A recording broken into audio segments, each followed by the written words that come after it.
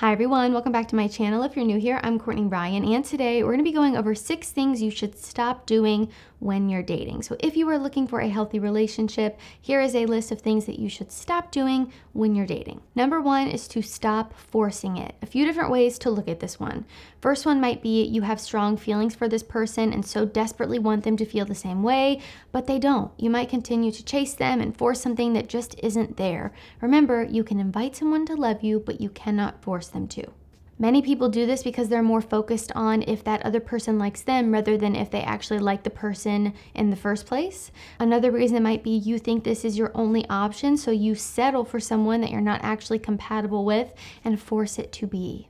Another reason here is that things are clearly not working out for whatever reason, but you continue to force it because you're scared to be alone, to be single, or cannot fathom the thought of the relationship ending because that feels like a failure to you.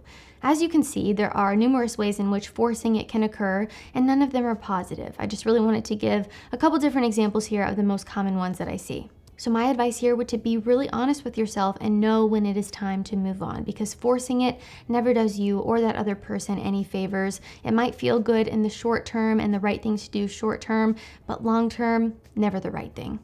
And before we get into the next point here, big thank you to Trade Coffee for sponsoring today's video. Discover new craft coffee with every delivery that is curated for you. Trade Coffee is a coffee service that makes it so simple to discover new coffees from over 55 top roasters, enabling you to make your best cup of coffee at home every day. Their matching algorithm curates coffee perfect for you depending on what you like. I make my coffee at home using my espresso machine every single morning, and I'll be honest, I am really picky about the coffee that I use. A bit of a coffee snob, I hate to admit, but every bag of coffee that I've tried from Trade has been delicious and exactly what I like in a coffee. So I really cannot recommend them enough, and they also have created flexible subscription plans and a diverse assortment of roasts tailored to you. And any of my fellow coffee lovers watching know that fresh coffee is better coffee, and Trade makes sure that your coffee will always be shipped within 48 hours of being roasted. Trade is offering a special deal for my audience. You can receive a free bag of coffee with any subscription by visiting my unique URL down in the video description that I will link for you guys. Number 2 is to stop playing games. You know I had to throw this one in here because I feel so strongly about it. Play stupid games, win stupid prizes, as I always say. This is a red flag and a sign of immaturity and insecurity.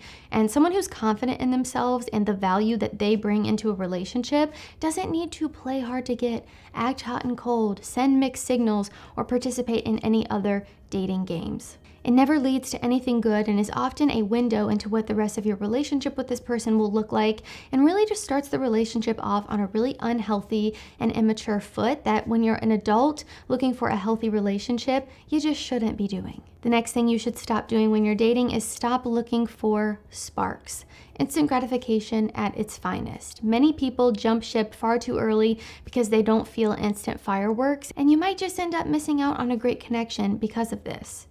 I'm sure you've heard of this common thing happening where someone will say, oh, he's such a great guy, but I just didn't feel a spark. Maybe a woman has even said this to you. Also commonly mentioned and related to this topic is love at first sight, which is another thing that is actually concerning when you really think about it, but I digress, that's for a different video. But it turns out this spark that people talk about is actually a misattribution of arousal and isn't reliable for a long-term healthy relationship, and is actually often quite the opposite. Sometimes the spark isn't necessarily a good thing. People can often misinterpret mixed signals or mind games and the anxiety that can come along with those with chemistry or this so-called spark that we hear about. And we can miss out on a great partner by being so quick to write them off if that initial spark is not there. Which kind of leads me into my next point here, which is stop sticking to one type of person and being too quick to write someone off who doesn't fit the mold of this type that you're going for. If there's a certain type of person that you consistently end up with time and time again, I'd encourage you to consider if that is really what is working out for you. Even if it's not necessarily the best option, it's human nature to gravitate towards what is familiar, right? So try to be mindful of this when you're dating and be able to navigate this by maybe making some tweaks in what you're looking for going forward. Again, if it's consistently not working out for you. Setting these idealistic standards for a partner will most likely just leave you unsatisfied and disappointed because the truth is that nobody is perfect. So having a long list of crazy, unrealistic standards and expecting someone to check off all the boxes or to be this one type of person that you're looking for is just really unrealistic and doesn't help your dating life. My next one is to stop ignoring red flags. Big mistake. I've been there, and I'm sure many of you have as well. Maybe this is because you want to see the best in someone. Maybe it's because you're dating with a scarcity mindset and you think that this is your only option. Regardless of the reasoning behind you ignoring the red flags, the outcome is normally never positive when you do. Ignoring red flags when dating can lead to really negative consequences and even potential harm to you physically or mentally if you're not careful. Red flags often indicate underlying issues or behaviors that can be detrimental to a healthy relationship. But keep in mind, red flags don't always necessarily mean someone is a bad person. They just might mean that this person isn't necessarily good for you. So red flags can be as simple as a sign of incompatibility. So red flags aren't always dangerous per se, but they can be a sign of incompatibility. In that case, you would want to make sure you see those so that you don't continue to waste your time.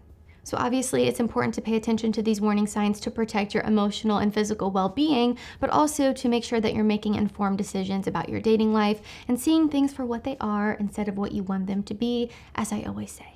And my last thing you should stop doing when you're dating is stop thinking a relationship will make you happy. This is the I'll be happy when phenomenon. And to be honest, whatever you finish that statement with, even if it's not necessarily a relationship or a girlfriend, really doesn't matter, because regardless, it puts way too much emphasis on circumstances or things that are out of your control to make you happy. And this is just such a myth and trap way of thinking that I see so many people fall into.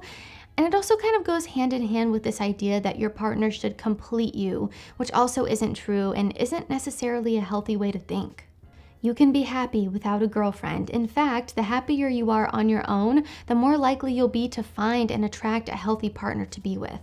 Your relationship should absolutely bring you joy and enhance your happiness, but should not be the sole source of your happiness, which is a common misconception that I think people have a really hard time grasping and understanding and acting out when they're in a relationship. So I know I only covered 6 things here today. Maybe I'll make a part 2. So let me know down in the comments, what are some things you wish you would have stopped doing when dating? Or what are some other things you think I could include in a future video? Would love to hear your experiences, stories, and perspectives down in the comment section. So guys, those are 6 things you should stop doing when you're dating. If you liked this video or found it helpful, be sure to give it a thumbs up and subscribe to my channel to be in the loop for when I release new content. If you haven't already, be sure to follow me over on Instagram at Courtney Christine Ryan. I love connecting with all of you guys over on there as well. As always, thank you all so much for watching, and I will see you all next time.